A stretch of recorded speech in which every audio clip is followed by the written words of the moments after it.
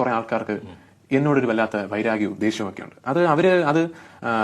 അവരത് മെറ്റീരിയലൈസ് ചെയ്യുന്നത് ഓരോ സംവിധായകരെ വിളിച്ച് എന്നെ പറ്റി എന്തെങ്കിലും പറയുക, ഞാൻ ചെയ്യാണ്ടിരിക്കുന്ന ക്യാരക്ടേഴ്സ് എങ്ങനെയെങ്കിലും വിളിച്ച് ബ്ലോക്ക് ചെയ്യുക, എന്റെ പ്രോജക്റ്റുകൾ എങ്ങനെയെങ്കിലും വിളിച്ച് ബ്ലോക്ക് ചെയ്യാൻ ശ്രമിക്കുക.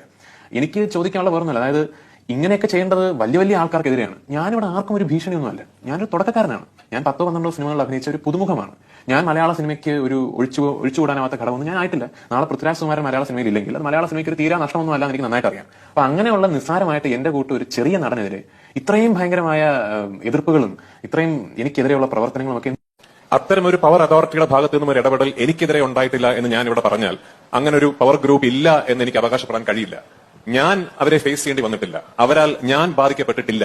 അവരാൽ ബാധിക്കപ്പെട്ടവർ ഇന്ന് മലയാള സിനിമയിൽ ഉണ്ടെങ്കിൽ അവരുടെ ഗ്രീവൻസസ് കേൾക്കണം. അത്തരം ഒരു ബോഡി പ്രവർത്തിക്കുന്നുണ്ടെങ്കിൽ അത് ഇല്ലാതാകണം.